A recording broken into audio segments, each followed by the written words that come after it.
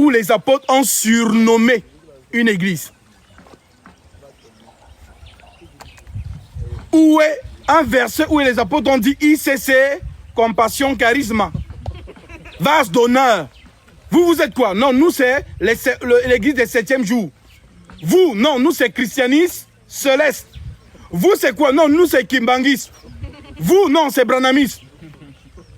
Le modèle, ce sont les épîtres apostoliques. Aucune assemblée de saints, autant des apôtres, n'avait un surnom. Alors, qui a ajouté ce nom? C'est Satan. Pour vous montrer à vous-même que vous n'êtes pas de la continuité de l'assemblée des saints de Jérusalem. Car aucune assemblée des saints ne portait un nom.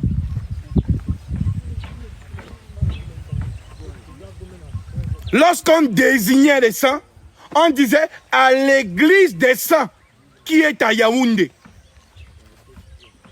À l'église des saints qui est à Los Angeles. À l'église des saints qui est à Rome. À l'église des saints qui est à Douala. À l'église des saints qui est à Libreville. On n'a pas dit à vase d'honneur ou Kimbangiste ou je ne sais pas quoi. Comme Paul le disait, 2 Corinthiens 5,13. Examinez-vous vous-même pour savoir si vous êtes dans la foi. Examinez-vous vous-même. Genre, tu t'assois. Tu vérifies que non, est-ce que l'affaire, si vraiment je suis dedans. Si je suis dedans, ça veut dire que je fais exactement ce qu'ils ont fait. Alors oui, les faux hommes de Dieu ont envahi le monde au cours des âges. Et cela est à dessein. C'est Dieu qui envoie les faux hommes de Dieu. Il faut qu'ils soient là. Car le chemin qui mène à la perdition, Jésus a dit, large est la porte, c'est parce que le chemin qui mène à la perdition, il y en a beaucoup qui entrent par là. Donc cette écriture doit s'accomplir. Les faux hommes de Dieu ont leur utilité. De la même manière que Satan, Dieu l'utilise. Donc vous n'allez jamais combattre totalement contre le fléau des faux hommes de Dieu. C'est Dieu qui les envoie comme les abeilles. Allez-y. Les mouches. Pour que ceux qui ne sont pas destinés au salut croient à ces hommes-là.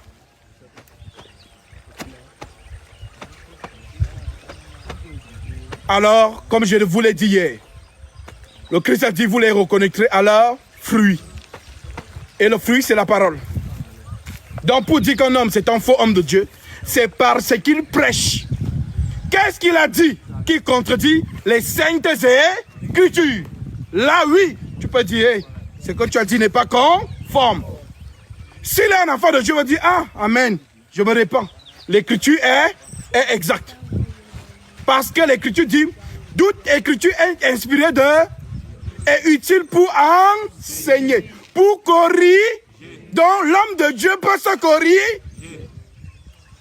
Oui, c'est ça l'humilité. Tu as fait une erreur, tu examines ton enseignement et tu corriges. Que de maintenir le faux. Voilà pourquoi le peuple ne nous suit pas comme des moutons. Mais le peuple vérifie les saintes écritures. Car nous sommes la génération que Jésus va beaucoup demander. Parce que nous sommes la génération qui avons trouvé les épîtres. Au temps des saints, les épîtres n'étaient pas encore vraiment, toutes n'étaient pas encore faites. Voilà pourquoi quand Paul écrivait les lettres, on envoyait aux assemblées. Et ce sont les mêmes lettres-là que nous lisons aujourd'hui en 2025. Voilà pourquoi les lettres commencent de Actes chapitre 2, descente du Saint-Esprit, jusqu'à la dernière lettre de Jude. Voilà le message qui forme la foi du chrétien. Si vous sortez de ce message, vous n'êtes pas en Jésus. Voilà pourquoi je le dis haut et fort. Le Vatican s'est appuyé sur la Didaché. Mais les vrais chrétiens s'appuient sur les saintes écritures. Oui, c'est le Vatican qui a compilé la Bible que vous avez aujourd'hui. Mais cela n'est pas étonnant. Puisque, pour ceux qui connaissent l'histoire du Vatican, Rome est une bête très puissante. Et Dieu a toujours utilisé les bêtes. Dieu n'a-t-il pas appelé Nebuchadnezzar mon serviteur? Jérémie chapitre 27. Dieu ordonne à toute la terre de se soumettre à son serviteur Nebuchadnezzar.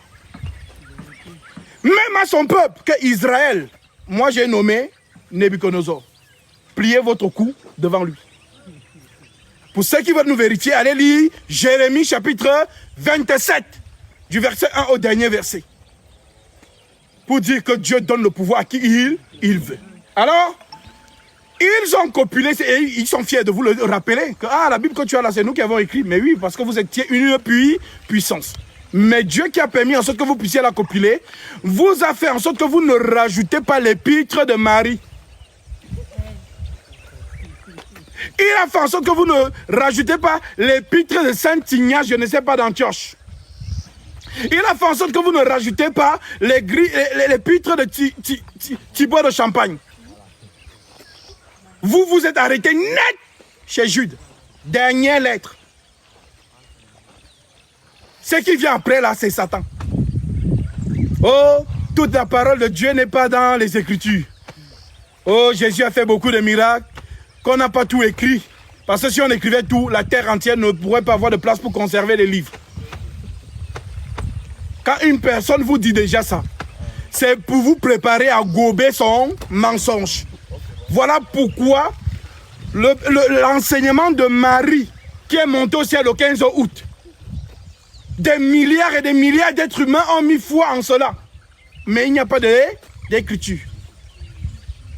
On vous dit seulement de croire. Et d'ailleurs, je vous le dis, il n'y a pas une chose qui donne l'argent au Vatican que ce gros mensonge. C'est le business du Vatican. Parce que le nombre de maris qui sont fabriqués et qu'on vend, pour ceux qui sont partis à Lourdes, les nombres de chapelets qu'on achète. Oh non, ça c'est le chapelet, ça brille un peu. Tu vois la nuit quand tu portes, ça brille. Donc quand les démons voient ça, ils fuient. Et ça marche dans le cerveau des gens qui pensent qu'il faut porter le talisman. Non, Marie. Donc quand le démon voit ça, non, vous n'avez pas encore vu vraiment un vrai démon. Alors oui, ceux qui sont restés fidèles aux saintes lettres apostoliques qu'on appelle les épîtres, le fondement. L'Écriture dit, vous avez été édifiés sur le fondement des apôtres et des prophètes. Jésus-Christ lui-même étant la pierre angulaire.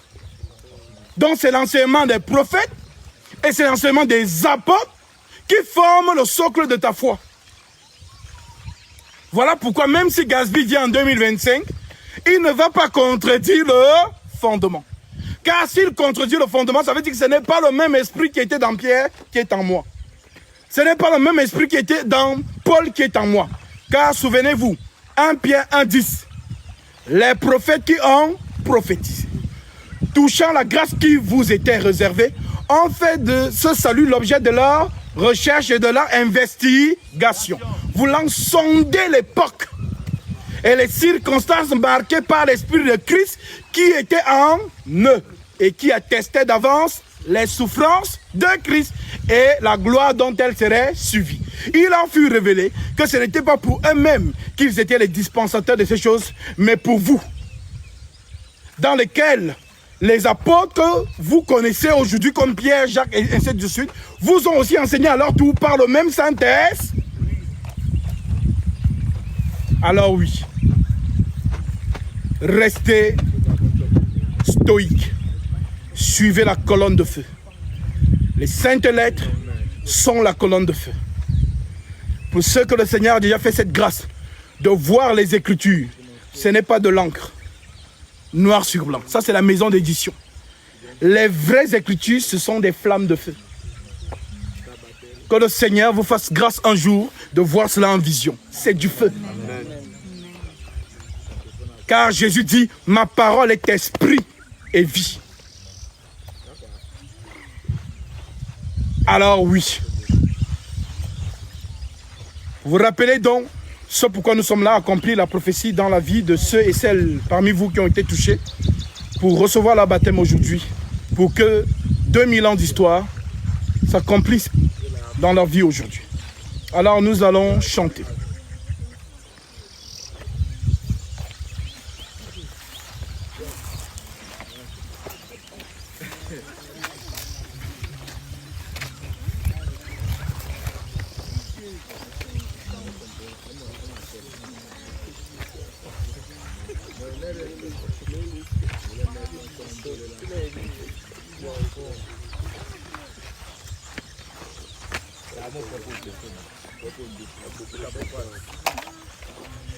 Nous chantons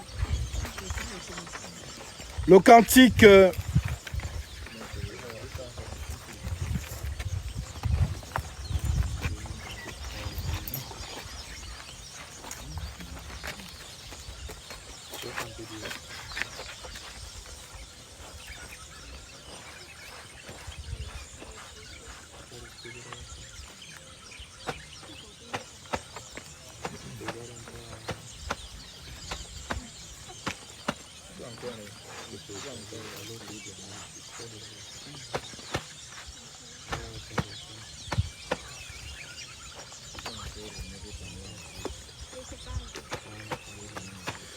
qu'éclate dans le ciel la joie des anges, qu'éclate de partout la joie du monde, qu'éclate dans l'église la joie des fils de Dieu.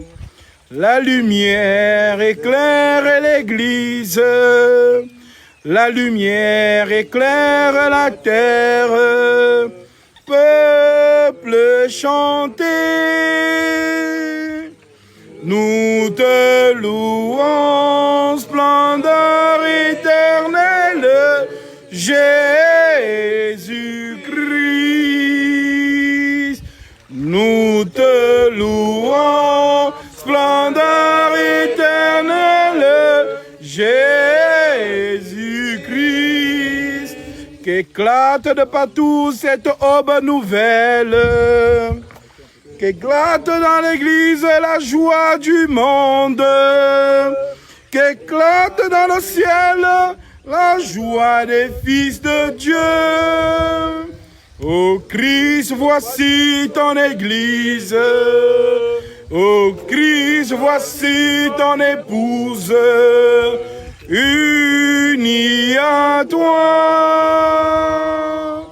Nous te louons, splendeur éternelle, Jésus-Christ. Nous te louons, splendeur éternelle, Jésus-Christ. Amen. Oui, il est la splendeur éternelle, la lumière des lumières. Bien-aimés, comment réaliser réellement l'amour de Jésus-Christ dans nos vies?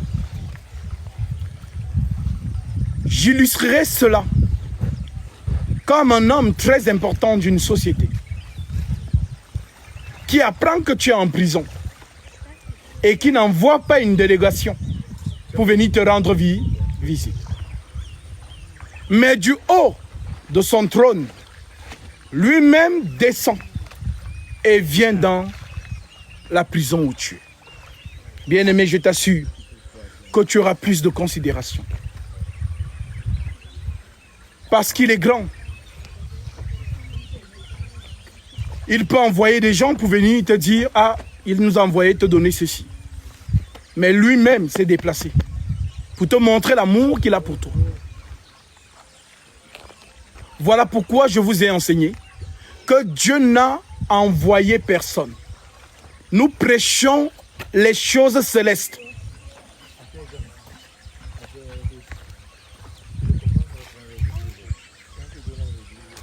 Dieu est venu lui-même.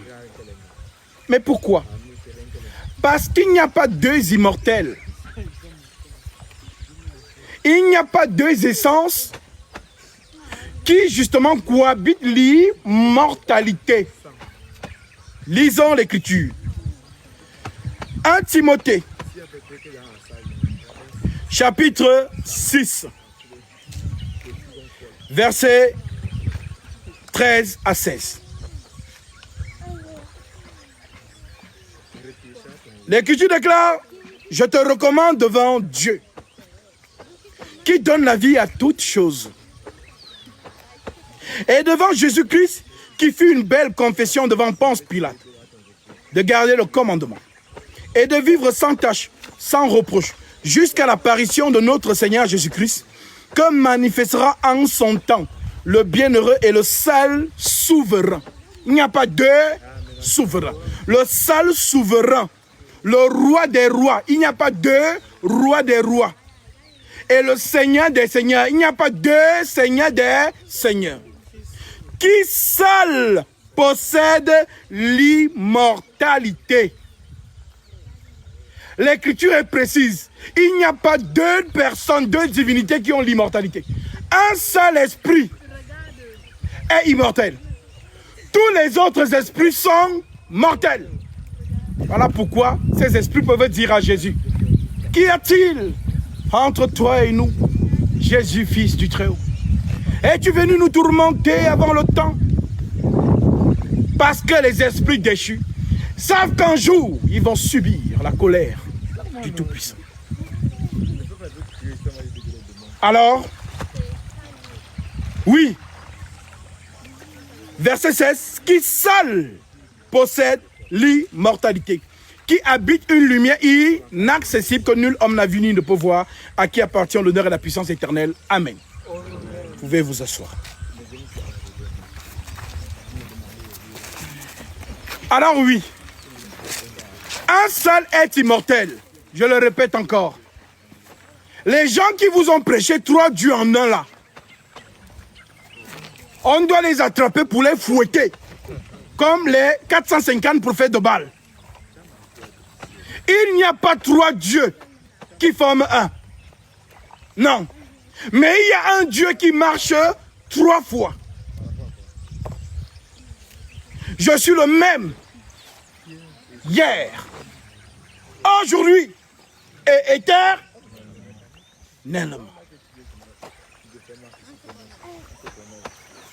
Il marche 3 fois. Abraham, Isaac et Jacob. Père, Fils, Saint-Esprit, les gens ne comprennent pas. C'est Dieu qui marche. Il marche comme un père, il marche comme un fils et il marche comme le Saint-Esprit. Alors, non. Celui qui est venu sur cette terre, c'est celui qui est la vie. Il n'y a pas 2 vies éternelles. Il n'y a qu'une seule vie. Voilà pourquoi il peut dire, je suis le chemin, l'absolu. Je suis la vérité, l'absolu. Et je suis la vie. Quelle vie? Quelle est la vie que vous cherchez? Parce qu'actuellement, vous avez une vie, vous vivez. Mais nous cherchons tous la vie éternelle. Donc lorsqu'il dit « je suis la vie », il désigne ici l'arbre de vie qui donne l'immortalité. Mes frères, Dieu n'a parlé que 3 fois. Genèse 1, Genèse 2, Genèse 3 et il s'est tué. Dieu a encore ouvert sa bouche seulement le jour de la Pentecôte.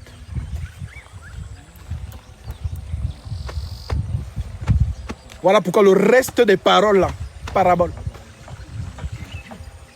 Et c'est ça qui nous crée des problèmes. Parce que le prophète Siméon avait prophétisé en disant que cet enfant est destiné à apporter la chute de plusieurs en Israël. La chute et le relèvement. Et à devenir un signe qui provoquera la contradiction. C'est écrit. Où vous voulez que je lise? Je vais lire. Luc chapitre 2, verset 27.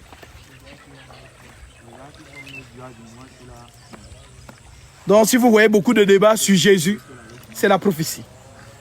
Luc 2, verset 25. Et voici, il y avait à Jérusalem un homme appelé Siméon. Cet homme était juste et pieux. Il attendait la consolation d'Israël. Et le Saint-Esprit était sur lui. Il avait été divinement averti par le Saint-Esprit qu'il ne mourrait point avant d'avoir vu le Christ du Seigneur. Il vint au temple poussé par l'Esprit, et comme les parents apportaient le petit enfant Jésus pour accomplir à son égard ce qu'ordonnait la loi, il le reçut dans ses bras, bénit Dieu et dit: Maintenant, Seigneur, tu laisses ton serviteur s'en aller en paix, selon ta parole, car mes yeux ont vu ton salut. Le salut de Dieu, c'est un homme. Mystère de la piété. Et quiconque ne croit pas à cet homme est mort, quoique vivant. Quand j'entends les gens dire: oh non, nos ancêtres. Vos ancêtres ne vous ont pas sauvé des colons.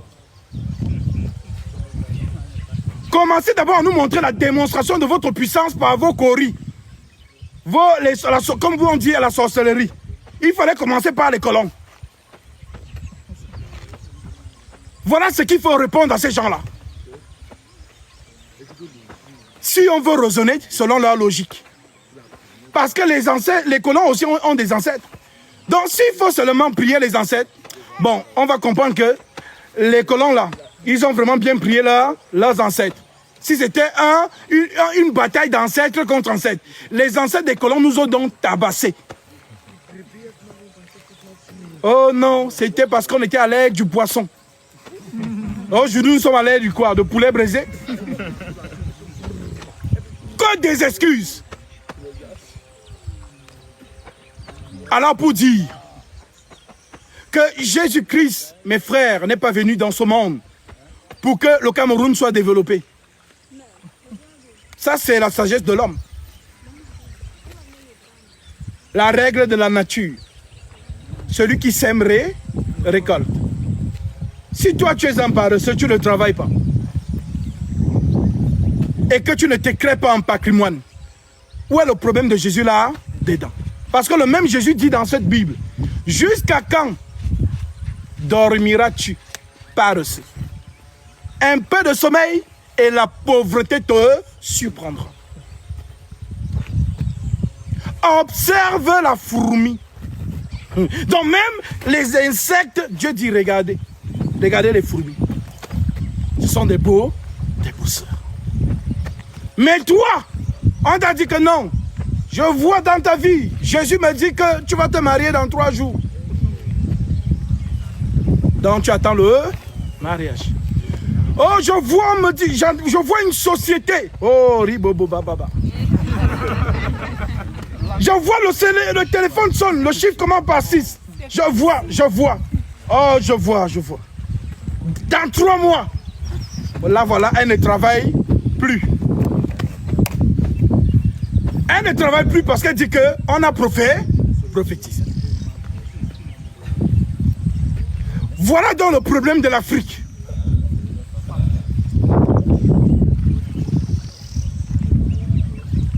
Le Christ nous a apporté un message de miséricorde pour une cité céleste. Nous sommes des purs esprits dans des corps terrestres. La vraie vie est en Jésus-Christ. Qu'est-ce que vous voulez? Une vie de 100 ans. D'ailleurs, même à 55 ans, on n'arrive même plus à bien faire l'amour.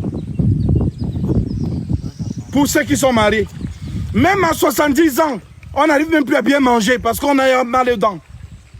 Donc la vie de l'homme, elle passe très vite. Donc même si Dieu te donne tous les milliards là, à un moment donné, la Bible dit, viendra des jours où tu ne prendras plus plaisir. L'Écriture le dit. Voilà pourquoi ceux qui vont faire des pactes ou des sacrifices humains pour devenir riches, c'est quand tu as fait le sacrifice que tu vois que la vie n'est rien. Parce qu'il n'y a plus le chemin de non-retour. Mieux vaut manger le manioc avec l'huile rouge, avec un peu de sel et d'avoir le sommeil que d'aller partiser chaque 3 heures. La chose là apparaît que c'est bon. Monsieur est venu. Je dois te manger. Alors oui, le message du Seigneur, c'est de nous transporter de ce monde au monde céleste. Voilà pourquoi il peut dire, ne vous amassez pas des trésors sur la terre. mais amasser les trésors dans le ciel. Car là où il y a ton cœur, là aussi sera ton trésor. Dans ses propres sociétés. Une société qui est bosseuse, qui travaille. Où il n'y a pas les gens que non, lui seul, il a fermé tous les milliards dans sa chambre. Ça, c'est la méchanceté. La méchanceté. Une société qui est honnête, dont les lois sont régies. Alors, je pense que la société peut justement bien évoluer. Donc, ne pas confondre la foi en Jésus-Christ et la vie sociétale. Donc, ceux qui viennent vous dire non, c'est à cause de Jésus que nous souffrons en Afrique. Vraiment, je ne sais pas. Parfois, l'école est bien.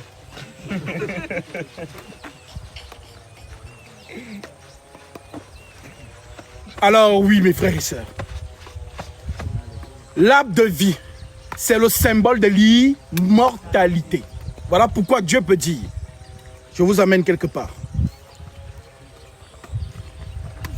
Dans Genèse 3, verset 22, l'Éternel Dieu dit, voici l'homme est devenu comme l'un de nous, pour la connaissance du bien et du mal. Empêchons-le maintenant d'avancer sa main, de prendre de l'arbre de vie, d'en manger et de vivre éternellement. Donc ce qui donne l'éternité, c'est de manger l'arbre de vie. Et l'Éternel Dieu le chassa du jardin d'Éden, pour qu'il cultivât la terre d'où il avait été pris. C'est ainsi qu'il chassa Adam. Et il mit à l'orient du jardin d'Éden les chérubins qui agitent une épée flamboyante pour garder le chemin de l'arbre de... Donc, dans toute l'histoire de la Bible, l'arbre de vie, c'est le point central. Et lorsqu'il y a péché, on sécurise le chemin qui mène vers cet arbre. Par les chérubins. Alors, lorsque Moïse est arrivé, Dieu dit à Moïse, confectionne l'arche et enduis-le d'or. Place de chérubins. Pourtant, dans Genèse, on nous dit seulement, il mit à l'orient du jardin les chérubins. On ne nous donne pas le nombre des chérubins. Mais Dieu vient donc dire à Moïse, fais 2. Donc, que représentaient ces chérubins sur le couvercle? Car le couvercle qui couvrait l'arche de l'alliance, on l'appelait propitiatoire. Et ces chérubins couvraient de leur ombre. Donc, les chérubins, ce sont le gardien de l'éternité. Voilà donc pourquoi on parle de l'épée de l'Éternel qui tue les gens. Que dit Jérémie? Oh épée, épée de l'Éternel, calme-toi et arrête. Rentre dans ton fourreau. Car on dit que les chérubins agitent l'épée flamboyante. Personne ne peut s'hasarder sur ce chemin. Alors, vu que l'homme était dans le lieu très saint, il a péché, a été chassé du lieu très saint, la porte a été fermée. C'est aussi ça que j'explique, les sceaux, les 7 sceaux, ceux qui ont entendu parler. Car on dit que le livre est scellé de 7 sceaux.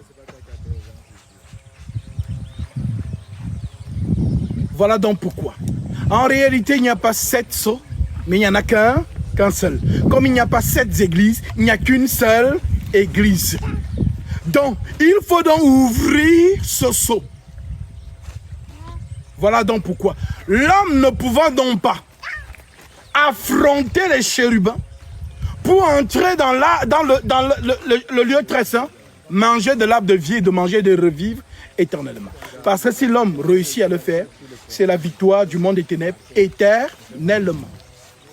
Voilà donc pourquoi ce n'est pas une petite mission où Dieu va appeler un ange que surveille. Car Satan est redoutable aussi. On dit qu'il a séduit un tiers des anges, saints de Dieu. Il les a convaincus. Donc, imaginez-vous l'importance de l'arbre de vie. Si Adam, avec son péché, il consomme, c'est la victoire du monde éternellement. Alors, vous pouvez donc comprendre que le gardien de l'éternité, c'est qui? C'est Dieu lui-même. Car personne ne peut corrompre Dieu. Quelqu'un a chanté, Dieu n'a jamais été corrompu. Parce que l'Écriture dit que Dieu n'a pas confiance en ses anges. Vous savez ça, non? Ok, on va quand même lire. Quand on lit certains, les gens qui ne lisent jamais, ils sont choqués. Il faut vérifier les Écritures. Alors, il me semble que c'est dans Job, chapitre 4. Job 4.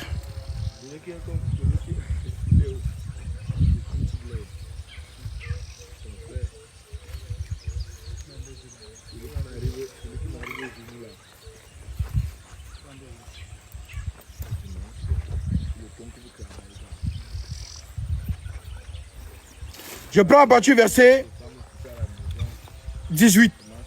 Si Dieu n'a pas confiance en ses serviteurs, s'il trouve de la folie chez ses anges. Donc si Dieu en dit qu'il n'a pas confiance en gens, ce n'est pas à toi. Retenez bien ce verset. Si Dieu n'a pas confiance en ses serviteurs, s'il trouve de la folie chez ses anges, combien plus chez ceux qui habitent des maisons d'argile? Qui habite des maisons d'argile? C'est l'homme. Car l'argile, c'est la terre avec laquelle tu as été formé. Alors, qui a donc surveillé le chemin qui mène à l'arbre de vie? C'est Dieu lui-même. Dans l'épée flamboyante, c'est Dieu qui la tient. Voilà donc pourquoi Adam est chassé du jardin d'Éden. Mais Adam veut retourner dans le jardin d'Éden. Mais il ne peut pas. Alors qu'est-ce qui va se passer? L'arbre de vie va donc sortir de l'Éden pour venir vers Adam. C'est donc ça, Jean chapitre 6. Lisons cela.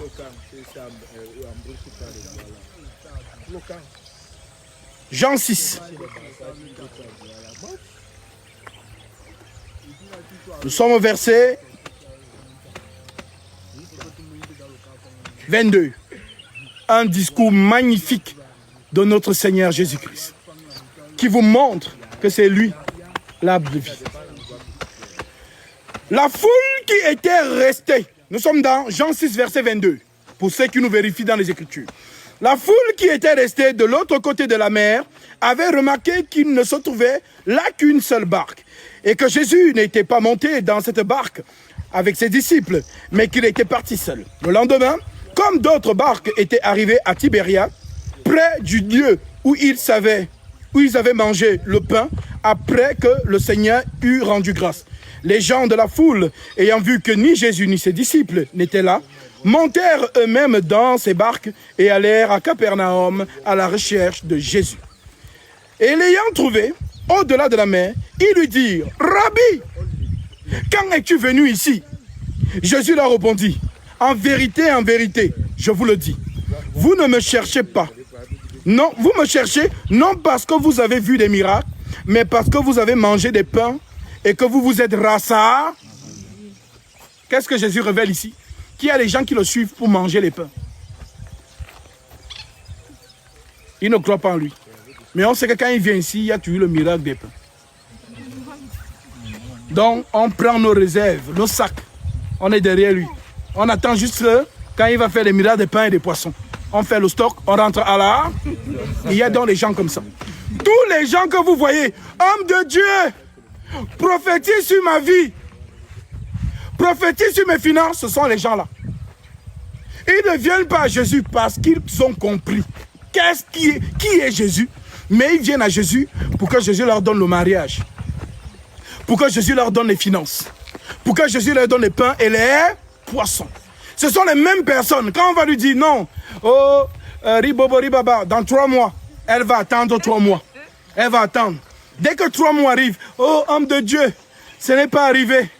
Oh, et le faux homme de Dieu qui dit, si la prophétie tarde, oh, ribobo ribaba, attends-la, car elle s'accomplira certainement. Alors il dit encore, et qu'elle attend un peu. Elle attend encore, ah, homme de Dieu, la prophétie là vraiment, ça tarde vraiment. Il dit, je t'ai dit, si la prophétie tarde, attends-la. Elle attend jusqu'à ce qu'elle dit, non, elle abandonne. Elle comprend donc, elle va donc ailleurs. Oh, les pasteurs là sont faux, hein. Ils sont faux. Je lui ai donné 3 000 €, il m'a dit que j'allais me marier dans 3 mois. Maintenant, je quitte Jésus pour aller dans la spiritualité de mes ancêtres. Non, tu es venu acheter Jésus. Et tu as rencontré un faux homme de Dieu. S'il y a l'offre, il y a la demande. Donc, toutes tes sœurs, les femmes qui viennent à Jésus pour vous marier là, vous allez rester comme ça. Ou bien même vous allez vous marier, mais avec des bandits. Parce qu'on ne se moque pas de Dieu. Oui. Et que tu dis, celui qui s'approche de Dieu s'accroche d'un cœur sincère. Il faut comprendre ces choses. Voilà pourquoi les faux hommes de Dieu, pourquoi ils escroquent beaucoup de gens. Parce qu'ils surfent sur la détresse des gens. Surtout en Afrique. Ils savent que les gens vivent tellement dans la misère qu'ils ont besoin d'un message d'espoir. Alors lorsqu'il vient, il arrive. Oh non, je sors de cette maison. J'ai senti une énergie de prophétie. Oh, ribobori baba. Ah, sortez. Non, pour que je travaille là-bas. Non, j'entends 600 000. Dieu me dit 600 000. Là, voilà donc, on lui dit que non, dans ta maison, si depuis là tu étais pauvre, c'est parce qu'il y a un esprit de pauvreté. Il faut donner 600 000, tu mets sur l'autel. Comme ça, je vais entrer dans vraiment le secret. Et je vais revenir, on va prier et tu vas devenir riche. Voilà donc des choses qui tuent la foi des gens. Voilà pourquoi l'Écriture dit, le diable ne vient que pour égorger, pour voler et pour détruire. Alors oui. Voilà donc cette pensée que Jésus révèle. Jésus leur répondit, en vérité, je vous le dis, vous me cherchez, non parce que vous avez vu des miracles, mais parce que vous avez mangé des pains et que vous vous êtes rassasiés. Alors il dit, travaillez, non pour la nourriture qui périt, mais pour celle qui subsiste pour la vie éternelle, et que le Fils de l'homme vous donnera, car c'est lui que le Père, que Dieu a marqué de son sceau. Et le sceau de Dieu, c'est sa parole. 2 Timothée 2,19. Néanmoins, le solide fondement de Dieu reste debout avec ses paroles qui lui servent de sceau. Alors oui, le Seigneur nous dit, travaillez pour la nourriture, non pour la nourriture qui périt, mais pour celle qui subsiste. Donc il nous fait comprendre qu'il y a 2 nourritures. Le corps humain aime manger la nourriture de ce monde. Mais l'esprit veut manger la nourriture céleste. Voilà pourquoi il pouvait dire, heureux ceux qui ont faim et soif de justice, car ils seront rassasiés. Travaillez non pour la nourriture qui périt, mais pour celle qui subsiste pour la vie éternelle. Et que le Fils de l'homme vous donnera, car c'est lui que le Père, que Dieu a marqué de son sceau. Il lui dit, que devons-nous faire pour faire la volonté de Dieu? Jésus leur répondit, l'œuvre de Dieu, c'est que vous croyez en celui qui l'a envoyé. Quel miracle fais-tu donc? Lui dirent-ils, afin que nous voyions et que nous croyions en toi. Donc fais d'abord un miracle, on voit, et ensuite on va croire en toi. Que fais-tu? Il rappelle donc à Jésus le passé. Nos pères ont mangé la manne dans le désert. Selon qu'il est écrit, il leur donna le pain du ciel à manger. Ah, vraiment, les pharisiens avaient ils avaient les arguments. Car ils se souviennent qu'au désert, Dieu a fait pleuvoir la manne. Le pain du ciel. Maintenant, qu'est-ce que Jésus va nous dire vis-à-vis de cela? Jésus leur dit, en vérité, je vous le dis, Moïse ne vous a pas donné le pain du ciel. C'était la photocopie. Donc tout ce que vous avez vécu avec Moïse, c'est la photocopie. C'est moi l'original. Moïse ne vous a pas donné le pain du ciel, mais mon Père vous donne le vrai pain du ciel. Car le pain de Dieu, c'est celui qui descend du ciel et qui donne la vie au monde. Donc si vous mangez ce pain, alors vous vivez éternellement. Voilà pourquoi il peut dire, celui qui mange mon corps et boit mon sang a la vie éternelle. Est-ce que vous comprenez? Donc l'arbre de vie, c'est Jésus-Christ. Alors, ceux qui entendent ça au premier degré, ils vont se dire, mais attends, parce qu'il y a des gens qui ont réagi en son temps. Ses propres disciples qui marchaient avec lui, que, ah, vraiment, avant il ne prêchait pas comme ça. On le suivait. Mais là, comment quelqu'un peut nous dire de manger ça? Jésus. Donc on retrouve les mêmes gens aujourd'hui. Car le pain de Dieu, c'est celui qui descend du ciel et qui donne la vie au monde. Il lui dit, Seigneur, donne-nous toujours ce pain. Jésus leur dit, je suis le pain de vie. Qu'est-ce que vous voulez de plus? Vous voulez qu'on vous dise ça comment? Je suis le pain de vie, ce n'est pas le pain de la boulangerie. C'est l'arbre de vie. Il a dit, je suis le pain de vie. Celui qui vient à moi n'aura jamais faim. Est-ce qu'on n'a pas faim souvent? On mange souvent les cœurs de bœuf, non?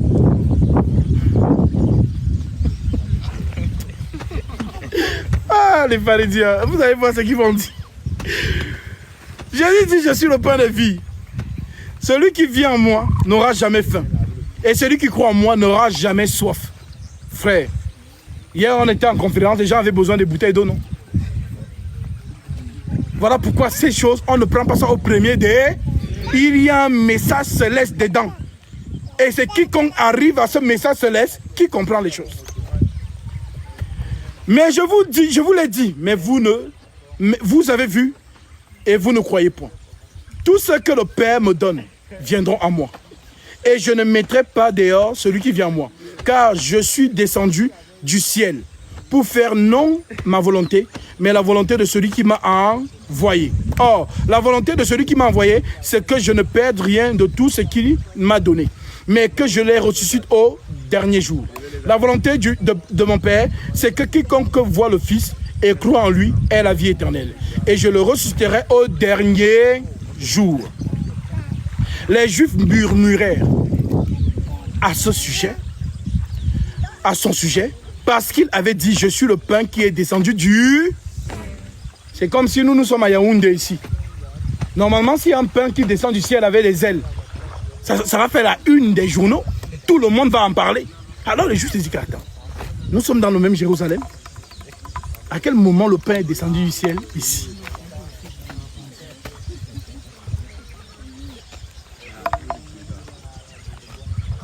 Ils murmurèrent à ce sujet, à son sujet. Et ils disaient, n'est-ce pas là Jésus, le fils de Joseph? Celui dont nous connaissons le père et la mère? Comment donc dit-il, je suis descendu du ciel?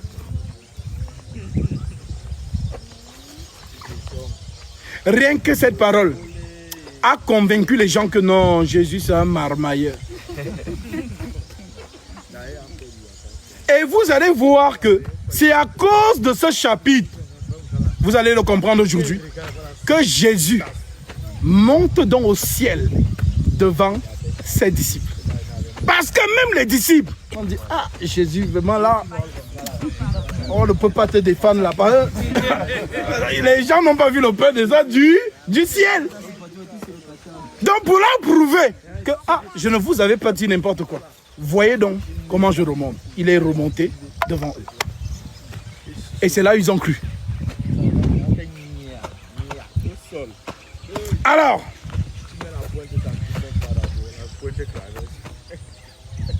je suis descendu du ciel.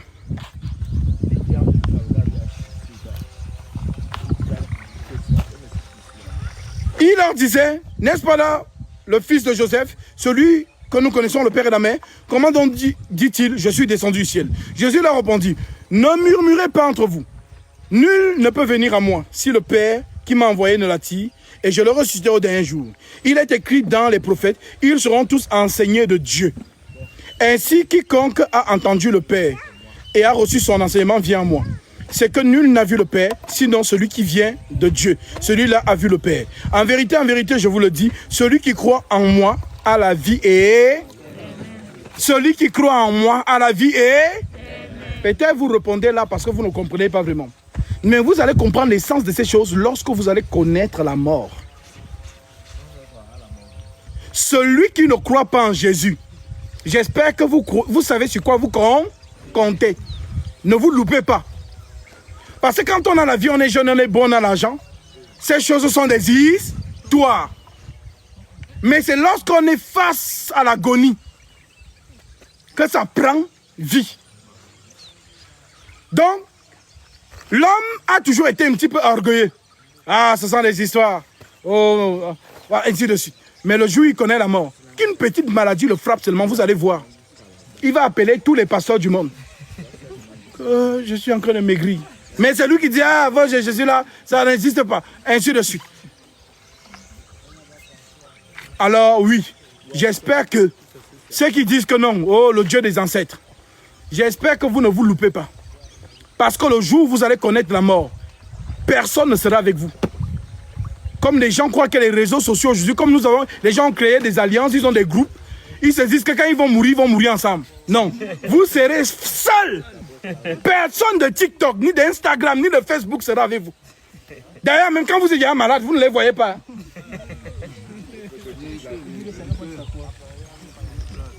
Donc j'espère vraiment que vous savez sur quoi vous comptez. Parce que si vous vous êtes loupé, là-bas, les démons vous attendent. Je suis le pain de vie. Vos pères ont mangé, donc il révèle donc maintenant, vos pères ont mangé de la manne dans le désert. Et ils sont morts. C'est ici le pain qui descend du ciel, afin que celui qui mange ne meure point.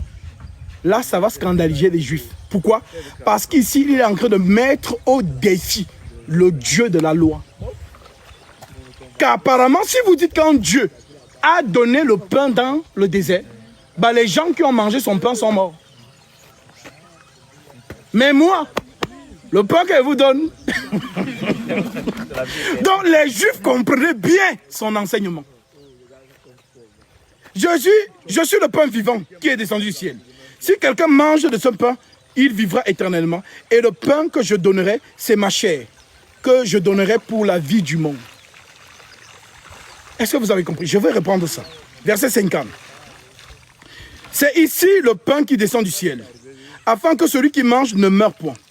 Je suis le pain vivant qui est descendu du ciel. Si quelqu'un mange de ce pain, il vivra éternellement. Et le pain que je donnerai, c'est ma chair, que je donnerai pour la vie du monde. Là-dessus, les Juifs disputaient entre eux, disant, comment peut-il nous donner sa chair à manger? Jésus leur dit, en vérité, je vous le dis, si vous mangez la chair du Fils de l'homme et si vous buvez son sang, vous n'avez point la vie éternelle. En vérité, je vous le dis, si vous ne mangez la chair du Fils de l'homme et si vous ne buvez son sang, vous n'avez point la vie en vous-même. Celui qui mange ma chair et qui boit mon sang a la vie éternelle. Je le ressusciterai au dernier jour. Car ma chair est vraiment une nourriture et mon sang est vraiment un breuvage. Celui qui mange ma chair et qui boit mon sang demeure en moi et je demeure en lui. Demeure en moi et je demeure en lui. Comme le Père qui est vivant m'a envoyé et que je vis par le Père, ainsi celui qui mange vivra par moi. C'est ici le pain qui est descendu du ciel. Il n'en est pas comme de vos pères qui ont mangé la manne et qui sont morts. Celui qui mange ce pain vivra éternellement. Jésus dit ces choses dans la synagogue, enseignant à Capernaum. Plusieurs de ses disciples, après l'avoir entendu dire, cette parole est dure, qui peut l'écouter? Jésus, sachant en lui-même que ses disciples murmuraient à ce sujet, leur dit, cela vous scandalise-t-il? Et si vous voyez le Fils de l'homme monter où il était haut, Je vous ai dit, je suis descendu. Vous ne croyez pas. Ben, il faut peut-être que je monte pour que vous croyez. Voilà donc pourquoi le jour où il monte, il y a donc 11 disciples qui ont vraiment vu ça. Donc quand Pierre prêche, il a l'image là sur la tête. Il dit que non, l'homme là est monté comme Superman. Non, c'est ça qu'il faisait. Il repense à ça, il dit non. Déjà Pierre a vu le Seigneur se transformer en lumière. Matthieu 17. Son visage se resplendit comme le soleil et ses vêtements deviennent blancs comme la lumière. Pierre a ça dans la tête, il dit que non, il faut croire. Voilà pourquoi il pouvait dire dans sa lettre, nous ne vous prêchons pas ces choses comme ayant lu des fables, mais comme ayant vu sa majesté de nos propres yeux. Alors, car Jésus savait dès le commencement qui étaient ceux qui ne croyaient point et qui était celui qui le livrerait. Donc, Jésus peut marcher avec vous. Mais au milieu du lot, il connaît qui va le trahir. Mais il marche avec vous. Il connaît qui est vraiment à lui et qui n'est pas à lui. Mais on marche ensemble. Simon-Pierre lui répondit, Seigneur. Il ajouta, c'est pourquoi je vous ai dit que nul ne peut venir à moi si cela ne lui est donné par le Père. Dès ce moment, plusieurs de ses disciples se retiraient et n'allaient plus avec lui. Donc si Jésus lui-même, des gens qui marchaient avec lui, à un moment donné, s'arrêtent et ne marchent plus avec lui. Si le Seigneur, le Dieu vivant, a vécu cela, qui suis-je moi? L'histoire se répète seulement. Et ceux qui ont les yeux spirituels comprennent. Mais ceux qui sont charnels sont dans la chair. Voilà donc pourquoi, moi ça ne me choque jamais. Dès que je vois seulement, je dis seulement, ah c'est l'accomplissement. Alors oui, Jésus donc dit aux 12, et vous ne voulez pas aussi vous en aller? Il les chasse que, les autres sont partis. Mais vous, pourquoi vous restez? Apparemment, je suis dans la franc-maçonnerie. On dit que vous mangez de la chair. Alors Pierre dit, Seigneur, à qui irions-nous? Tu as les paroles de la vie éternelle. Donc il y a des gens que même s'ils entendent quoi, ils seront toujours accrochés. Parce que c'est ceux-là que Jésus connaît. Donc même s'il y a quel genre de vent, ils resteront accrochés jusqu'à la fin. Et c'est ce que Pierre exprime. À qui irions-nous? Tu as les paroles de la vie éternelle. Et nous avons cru. Et nous avons connu que tu es le Christ, le Saint de Dieu. Jésus leur répondit, n'est-ce pas moi qui vous ai choisi, vous les 12, et l'un parmi vous est un démon. Alors, par cette écriture de Jean 6, si vous ne comprenez pas Jean 6, ce n'est pas Genèse chapitre 3 que vous allez comprendre l'arbre de vie. Donc, Jésus exprime ici le caractère que c'est lui, la nourriture du ciel. Quiconque mange à la vie éternelle. Voilà pourquoi je vous ai dit, Dieu n'a envoyé personne. C'est Dieu lui-même qui est venu. Pourquoi il n'envoie personne? Parce qu'il n'y a personne qui peut vous redonner la vie éternelle. Qui a donné la vie éternelle à Adam? C'est Dieu. Et lorsque Adam a désobéi, Adam est mort. Mourir, ça veut dire quoi? Il est sorti de la grâce. Voilà donc pourquoi, pour que Adam accède de nouveau à la grâce, il faut donc que Dieu, qui lui a donné la vie, le lui redonne. Voilà donc pourquoi, comme Dieu est le seul à avoir l'immortalité, il descend. C'est donc ici que l'apôtre Pierre le dit, dans 1 Timothée 3,16. Le mystère de la piété est grand. Dieu a été manifesté en... C'est écrit comme ça dans vos Bibles. Les apôtres ont prêché le mystère de la piété. Romains chapitre 9, 2 à 5. Et les patriarches, et de qui est issu selon la chair le Christ, qui est au-dessus de toutes choses, Dieu béni éternellement. Donc celui que vous avez vu là, c'était Dieu lui-même dans la chair. Alors il vient pourquoi? Il vient pour redonner la vie éternelle. Donc en réalité, il n'y a qu'un seul homme sur la terre. Adam. Donc, nous sommes les membres du premier homme.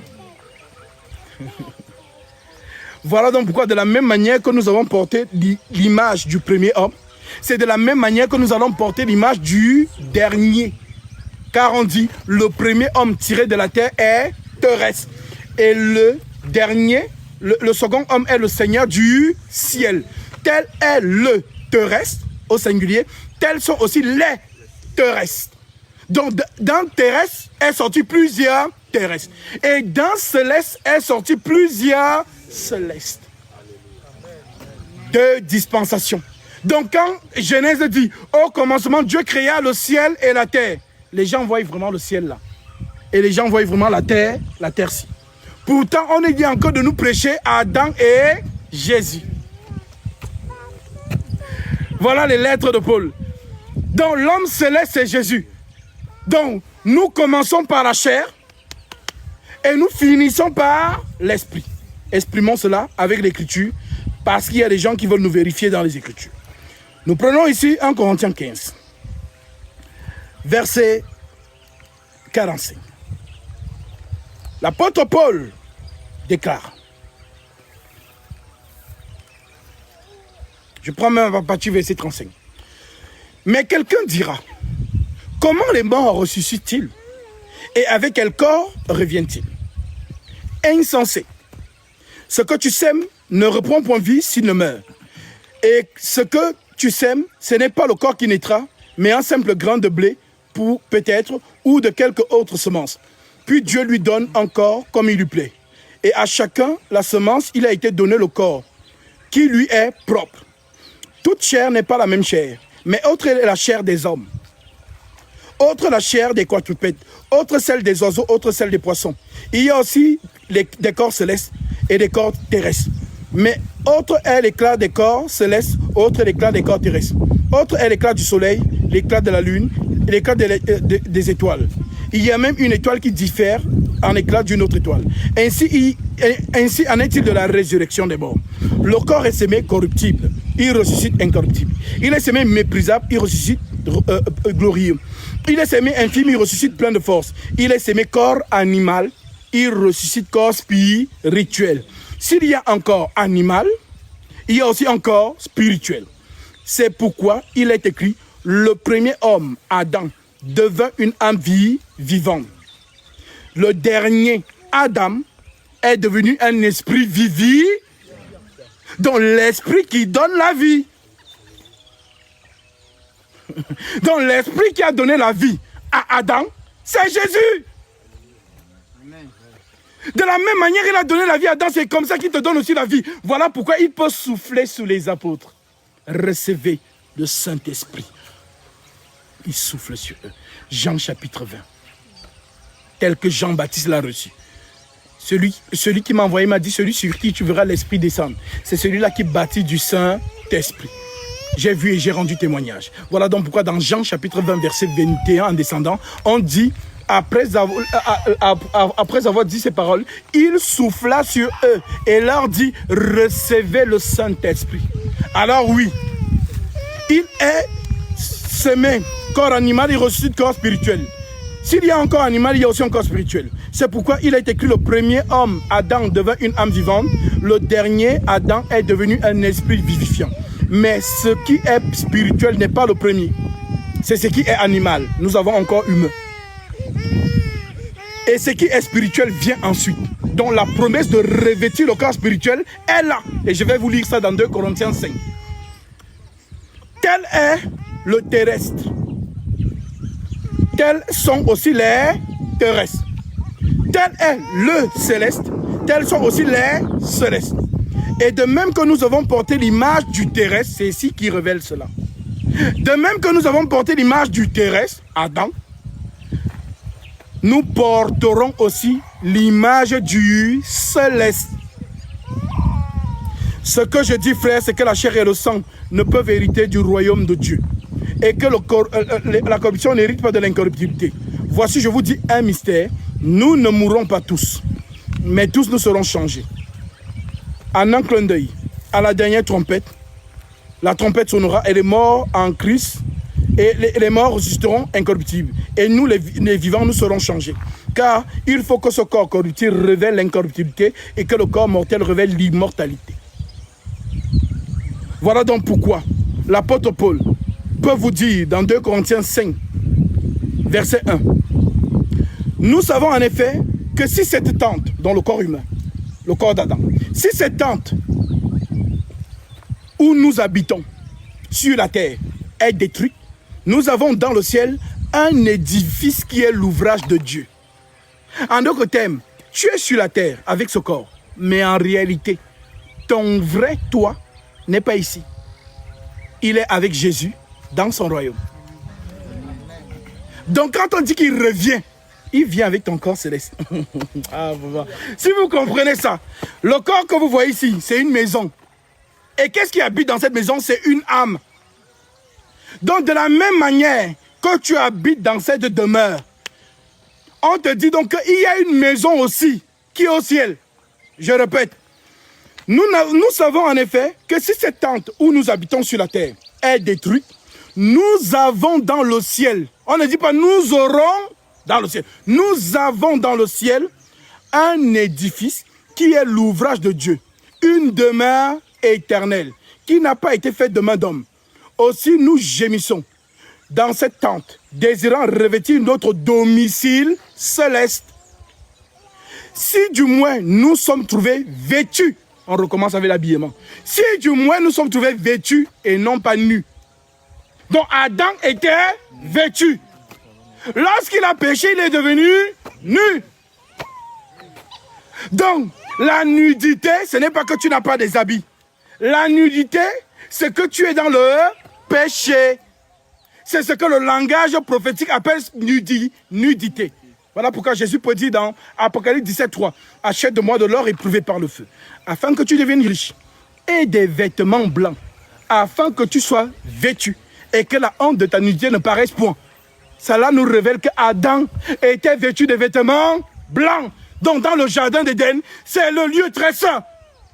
Ils étaient en réalité des êtres de lumière. Et nous devons retourner à cette condition.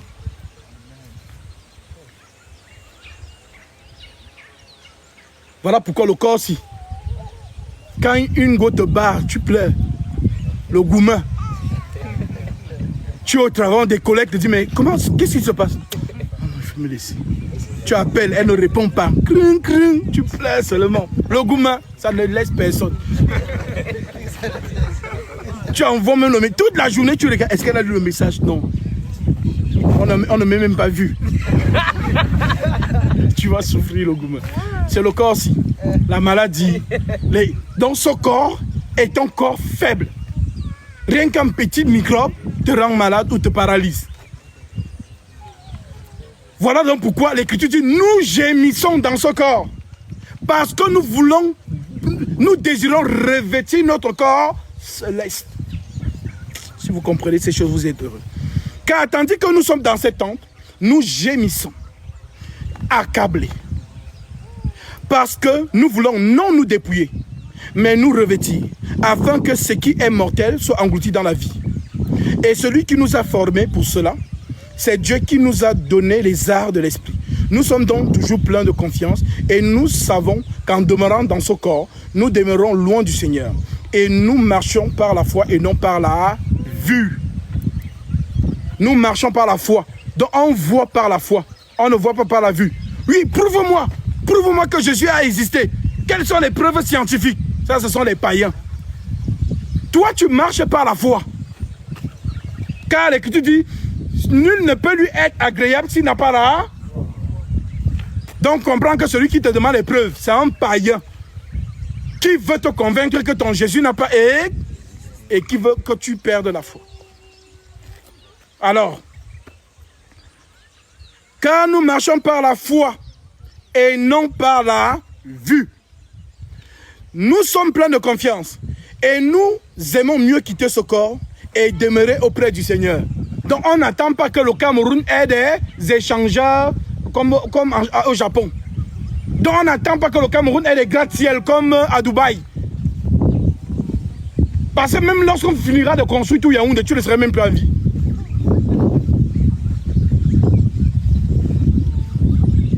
Donc les gens qui vous disent que non, c'est Jésus qui empêche à l'Afrique de se développer, ce sont des, comme on dit au Gabon, les maboules.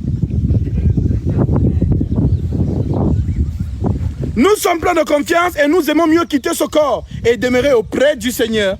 C'est pour cela que nous nous efforçons de lui être agréable. Soit que nous demeurions dans ce corps, soit que nous le quittions. Car il nous faut tous comparaître devant le tribunal de Christ, afin que chacun reçoive selon le bien ou le mal qu'il aurait fait étant dans son corps. En d'autres termes, il y a un temps où nous devons tous nous présenter devant Jésus, chacun à son tour. Il va te dire, et ce tribunal n'est pas le tribunal des fils de la perdition, non. C'est le tribunal des fils de Dieu, où le Seigneur va te rappeler tout ce que tu as fait étant sur terre. Là, il va te dire comment tu as été brave. Comment je t'ai vu. Quand tu n'avais rien à manger là, j'étais là. Et j'ai vu que dans ta famille, tu priais toujours. Tu ne t'es pas plaint. Le Seigneur va te dire, j'ai vu comment tu étais fervent. Comment tu as soutenu le ministère de mon serviteur. J'ai vu tout ce que tu faisais. Entre dans la joie de ton maître. Voici ce que tu as comme récompense. C'est ce qu'on appelle donc le tribunal de Christ. Donc tout ce qu'un enfant de Dieu fait, étant dans son corps, tout est écrit. Voilà pourquoi quiconque est conscient de ça, personne ne va te dire fais ceci, fais cela. Toi-même, tu seras zélé et engagé dans les choses de Dieu. Parce que tu sais qu'à la fin de ça, il y a une récompense. Alors, bien-aimés, vous comprenez donc par là que Dieu lui-même est venu dans la condition humaine. Portez vos transgressions. Et c'est ce que le prophète Ésaïe nous a dit dans Ésaïe chapitre 53. Non, Dieu ne pouvait pas nous sauver s'il venait dans toute sa gloire. Car c'est un roi divin. Voilà pourquoi les caractéristiques du lion ne sont pas les caractéristiques de l'agneau. Si Dieu vous projette l'image de ces deux animaux, c'est pour vous montrer, regardez ces deux animaux. Qu'est-ce que vous pouvez dire des deux? Si on t'interviewe, on dit, qu'est-ce que tu penses de l'agneau? Ah, l'agneau c'est un animal doux. C'est un animal que tout le monde veut porter, inoffensif. Le lion, ah non, le lion mange les gens. Le lion, qui peut aller jouer avec un lion dans la savane, entre nous? Genre, il est dans son milieu naturel. Tu es lion, il va te manger. Mais l'agneau, tout le monde veut porter l'agneau. Donc, Dieu vous projette deux images. Alors, Dieu ne pouvait pas sauver les hommes s'il venait dans le caractère de lion. Voilà donc pourquoi Paul, qui a compris ça avant moi, vous écrit dans Philippiens, chapitre 2, 5. Philippiens 2, 5. Il est écrit. Ayez en vous les sentiments qui étaient en Jésus-Christ, lequel existant en forme de Dieu, n'a pas regardé comme une proie arrachée d'être égal à Dieu. Donc il ne s'est pas regardé selon son statut. N'a pas regardé comme une proie arrachée d'être égal à Dieu, mais s'est dépouillé lui-même. Personne ne l'a dépouillé. Il s'est dépouillé lui-même, en prenant une forme de serviteur. Donc du roi céleste à un homme insignifiant qui marchait dans les rues de Jérusalem. Donc si tu étais son contemporain à l'époque, on te dit voici le Dieu Tout-Puissant. C'est Dieu ici. Non, oui. S'il était dans ta génération, donc quand on dit contemporain de quelqu'un, c'est que tu as vécu à son époque. Et que tu étais même son voisin quand il passait, tu dis, ah, Jésus, c'est comment? Joseph va bien? Ah, vraiment? Ok, tu te salues. Donc c'est comme ça. Donc quand on le voit à l'époque, c'est après, c'est le pourquoi il vous dit que les apôtres eux-mêmes, ils ont découvert qui est Jésus quand il est parti. Donc la révélation de Jésus, même pour les apôtres, a été progressive. C'est après qu'ils ont réalisé que c'était Dieu avec nous. Ah mes frères, Jésus-Christ, c'est-à-dire qu'il est premier en tout. Tu vois un peu, quand tu as un peu les milliards là, tu veux te montrer quand même, tu connais comment les Camerounais se sentent. Quand il a l'argent, voilà. Donc on dit que lui, riche qu'il est, l'humilité là, il nous a enseigné ça. Il est premier en tout. Même pour balayer la maison, il balaye plus que tout le monde. Voilà pourquoi il pouvait dire aux apôtres, vous m'appelez Seigneur et Maître. Vous dites bien, parce que je le suis. Mais moi qui suis votre Seigneur, votre Maître, je vous ai lavé les pieds. Faites de même pour vos frères. Donc l'excellence même de l'humilité, il est premier en tout. Alors oui, ayez en vous les sentiments qui étaient en Jésus-Christ, auquel existait en forme de Dieu. N'a pas regardé comme une proie arrachée dès qu'il égale à Dieu, mais s'est dépouillé lui-même en prenant une forme de serviteur, en devenant semblable aux hommes. Ayant paru comme un simple homme. Il s'est humilié lui-même. Personne ne l'a humilié. Il s'est humilié lui-même, se rendant obéissant jusqu'à la mort et même jusqu'à la mort de la croix. C'est pourquoi aussi Dieu l'a souverainement élevé et lui a donné le nom qui est au-dessus de tout nom, afin qu'au nom de Jésus, tout genou fléchisse dans les cieux et sur la terre, et que toute langue confesse que Jésus-Christ est Seigneur à la gloire de Dieu le Père. Voilà donc pourquoi, si Ésaïe écrit des générations et des générations et des générations avant la venue du Christ, Ésaïe 53, qui a reconnu l'auprès de l'Éternel, il s'est élevé devant comme une faible plante. Comme une faible plante. Personne ne l'attendait. Méprisé, abandonné de tous, homme de douleur, habitué à la souffrance. Alors, le corps qu'il vient avec, c'est un corps divin, mais il est charnel. Voilà pourquoi il a dit à Nicodème, ce qui est né de la chair est chair. Ce qui est né de l'esprit est esprit. Il parle de qui? Il parle d'Adam et lui. Donc Nicodème est un descendant d'Adam. Et tous ceux qui sortent d'Adam sont des pécheurs. Maintenant moi, Nicodème, je ne suis pas comme toi, je ne suis pas né d'Adam. Moi je suis né de l'esprit. Car l'Écriture dit, il est né par la vertu du Saint-Esprit. Donc le corps que vous voyez, c'est toujours l'esprit. Les gens qui me demandent, mais le corps, c'est toujours l'esprit. Voilà donc pourquoi l'esprit veut descendre sur terre, mais l'esprit n'a pas de corps. Ah, je vais descendre là-bas, mais qui peut me porter? Voilà pourquoi Salomon avait dit, qui a le pouvoir de lui bâtir une maison? Voici les cieux, et les cieux ne peuvent le contenir. Combien moins cette maison que j'ai bâtie pour lui faire brûler les parfums. Voilà donc pourquoi le Seigneur, donc, avant de venir sur terre, qu'est-ce qu'il fait? L'apôtre Paul à la révélation, il nous écrit quoi? Hébreux chapitre 10. Il dit, tu n'as voulu ni sacrifice, ni offrande, mais tu m'as formé un corps. Donc le corps qui vient, c'est la maison de l'esprit. Car l'esprit dont Salomon a dit, les cieux ne peuvent contenir, vient donc se contenir totalement dans la maison qu'il lui-même il a bâtie. Voilà donc pourquoi le corps vient en avant et l'esprit vient après. C'est ce que nous voyons le jour donc du baptême. Les cieux ouverts et l'esprit descendre sur lui comme une... Alors Paul peut dire, en lui habita corporellement toute la plénitude de la divinité. Amen. Alors voilà pourquoi, mes frères et sœurs, il est venu porter la condamnation qui planait sur notre aïeux, sur notre ancêtre, conformément à Colossiens, à Romains chapitre 12, Romains 5, 12, qui dit, c'est pourquoi comme par un seul homme, le péché est entré dans le monde, et par le péché la mort, et qu'ainsi la mort s'est étendue sur tous les hommes, parce que tous ont péché.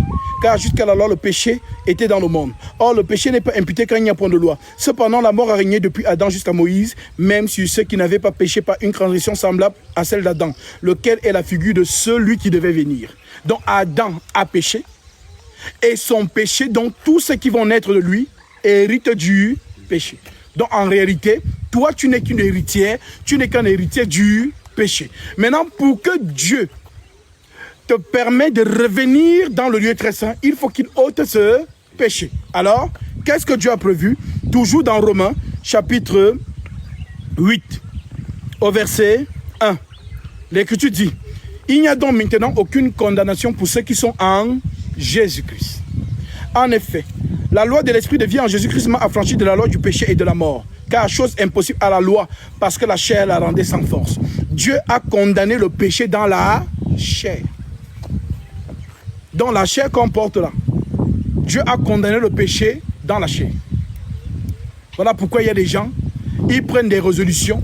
À partir d'aujourd'hui, je ne fais plus telle chose. 2 semaines après, elle retombe dedans. Elle ne comprend pas. Elle dit, mais pourtant j'ai fait 7 jours de jeûne à sec. Et j'ai promis à Dieu que je n'allais plus faire ça. Pourquoi je suis retombé? Parce que tu essaies de le faire par tes propres efforts. Et si tu réussis par tes propres efforts, alors tu peux t'en orgueillir. Voilà donc pourquoi c'est l'Esprit Saint qui nous, justement, fait mourir en nous les œuvres mortes de la chair. Et lorsque c'est l'Esprit qui le fait, alors c'est naturel. Tu ne sentiras pas que tu fais des efforts. Mais ce sera une vie de l'Esprit, la vertu de l'Esprit, l'homme intérieur. Voilà donc pourquoi le corps nous attire vers les choses de la terre, l'Esprit nous attire vers les choses célestes. Les désirs de la chair sont contraires à ceux de l'air. Vivez par l'Esprit et vous ferez mourir les désirs de la chair. Et l'Esprit, c'est l'Écriture. Alors oui, car chose impossible à la loi parce que la chair la rendait sans force. Dieu a condamné le péché dans la chair en envoyant à cause du péché son propre fils dans une chair semblable à celle du péché. Voilà donc pourquoi Marie avait une maman. Oui. La maman de Marie avait une maman. Oui. La maman de la maman de Marie avait une maman. Oui. Jusqu'à Ève. Joseph avait un papa. Oui. Le papa de Joseph, David, on remonte jusqu'à Adam. Donc, toute cette lignée est une lignée pécheur. Donc, Dieu ne peut pas sortir du péché. Voilà donc pourquoi Marie tombe enceinte par la vertu de l'Esprit. Donc, Jésus n'a aucun ADN biologique de Marie. Ce n'est que l'accomplissement d'une prophétie que la Vierge sera en... Mais l'enfant qui est en elle, la science n'explique pas ça. Voilà donc pourquoi le Seigneur Jésus-Christ est né sans péché. Vous pouvez me montrer un verset où Jean-Baptiste a péché?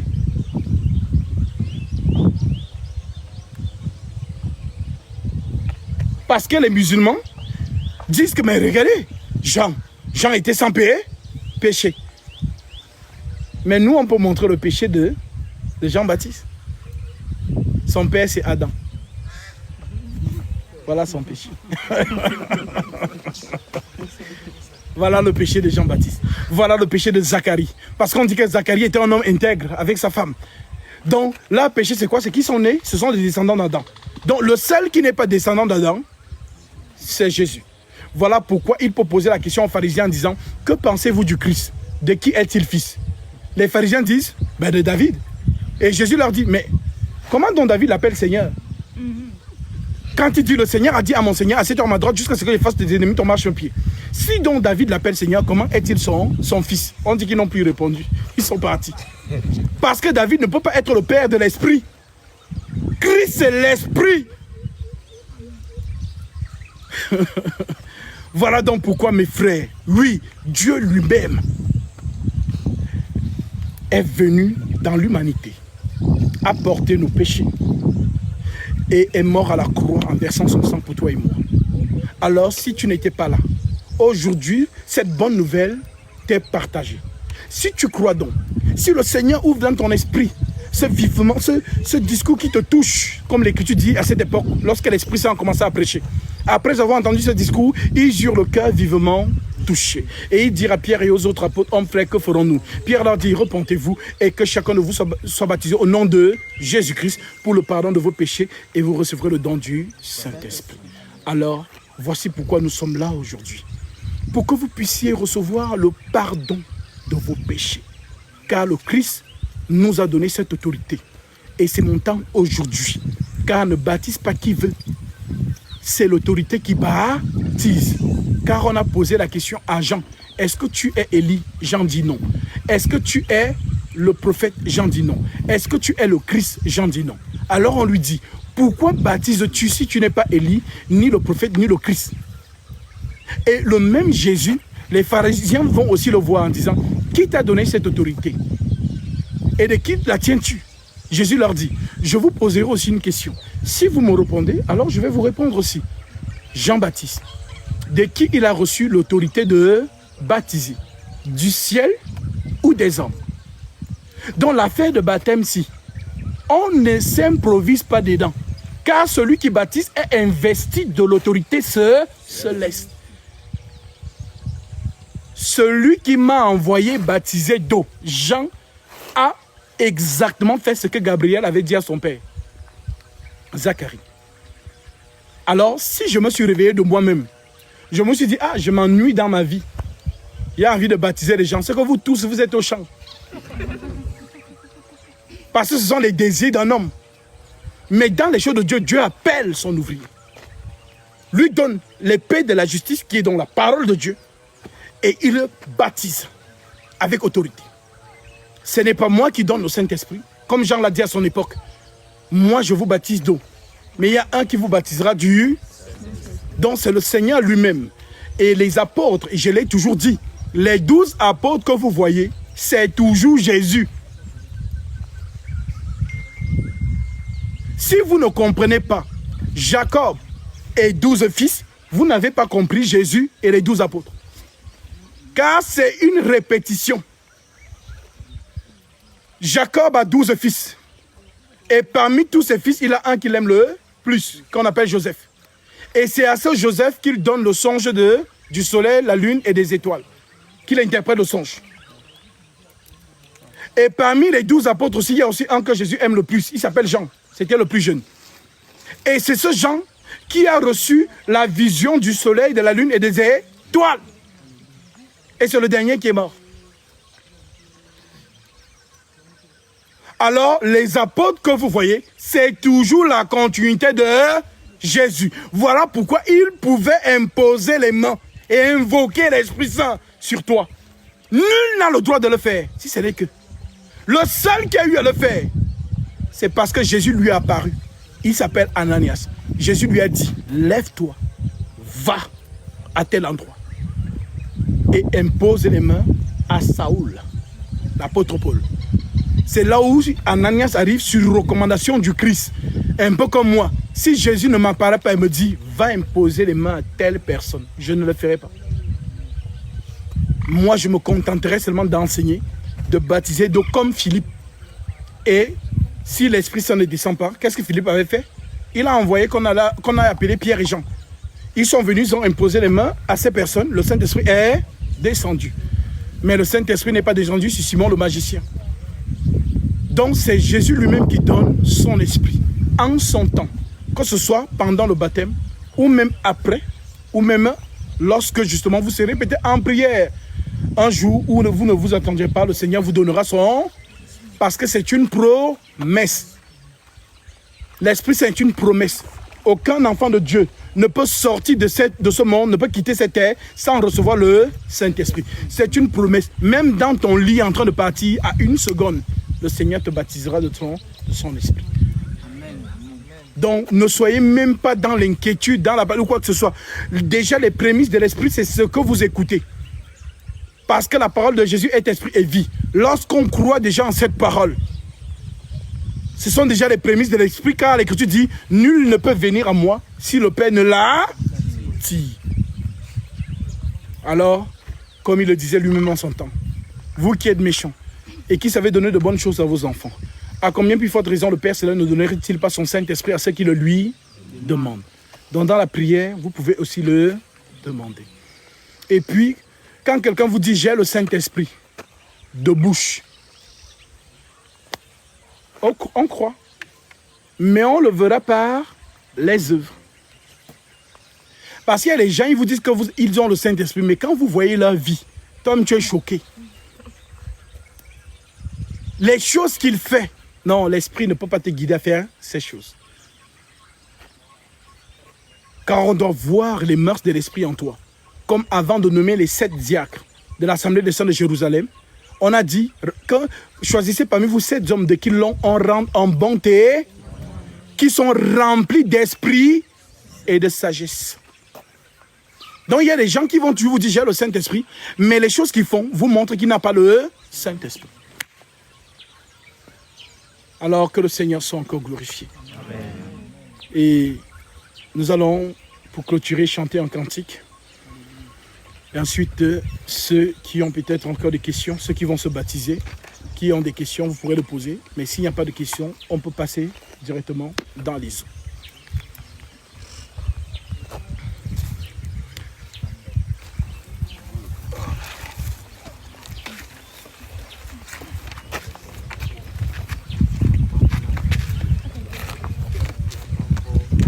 Agneau de Dieu qui enlève le péché du monde, prends pitié de nous. Prends pitié de Agneau de Dieu qui enlève le péché du monde. Donne-nous la paix, donne-nous la paix, donne-nous la Agneau de Dieu qui enlève le péché du monde. Prends pitié de nous, prends pitié de nous.